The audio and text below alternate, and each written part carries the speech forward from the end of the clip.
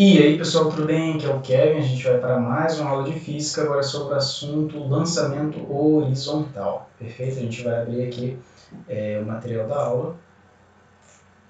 aula sobre lançamento horizontal. O que define, né, e como é classificado um lançamento horizontal?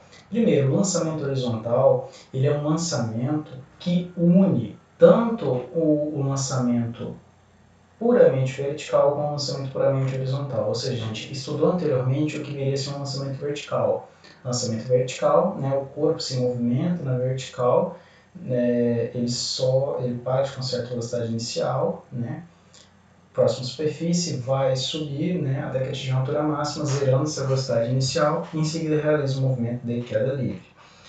O que viria a ser um lançamento puramente horizontal? Se eu pudesse lançar perfeitamente um corpo horizontalmente para frente, né, a gente tem isso como um lançamento horizontal, assim, perfeitamente horizontal, né? Só que a gente sabe que isso é impossível.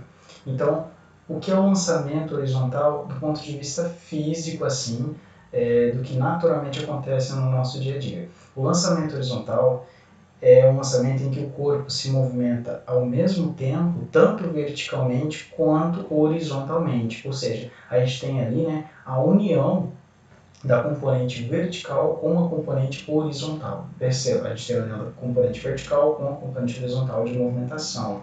Então aqui a gente tem a representação do que viria a ser um lançamento horizontal. Uma certa partícula vai sair daqui, vai ser arremessada dessa posição, né, dessa altura em relação à horizontal, ou dessa altura em relação à horizontal, né, para frente.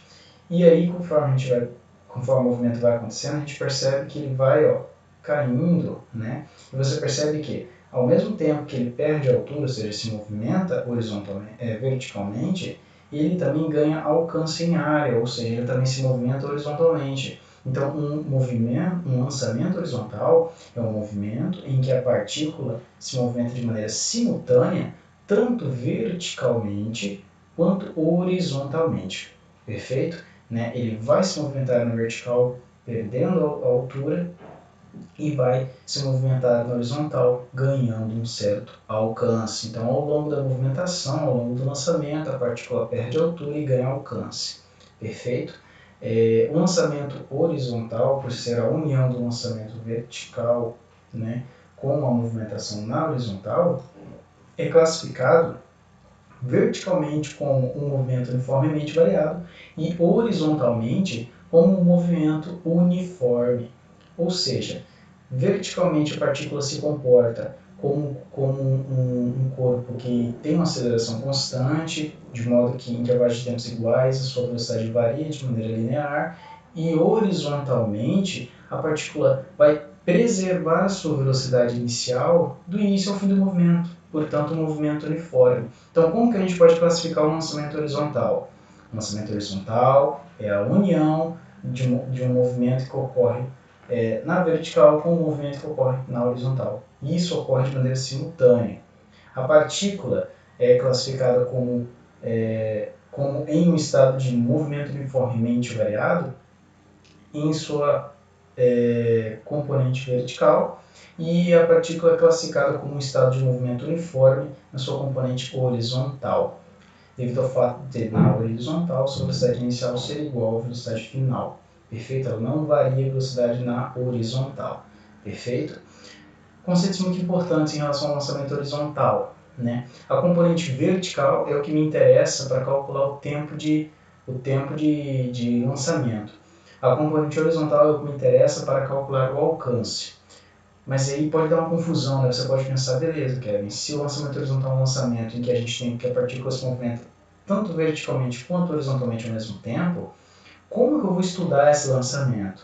Pois bem, a gente tem, né, um estudo feito por Galileu Galilei há muito tempo atrás, e o Galileu Galilei ele prestou atenção no seguinte: corpos que realizam movimentos que resultam da combinação de dois ou mais movimentos, a gente pode estudar esse movimento separando as componentes, ou seja, a gente pode estudar esse movimento separadamente. A gente pode analisar somente o movimento vertical do corpo e depois o movimento horizontal do corpo.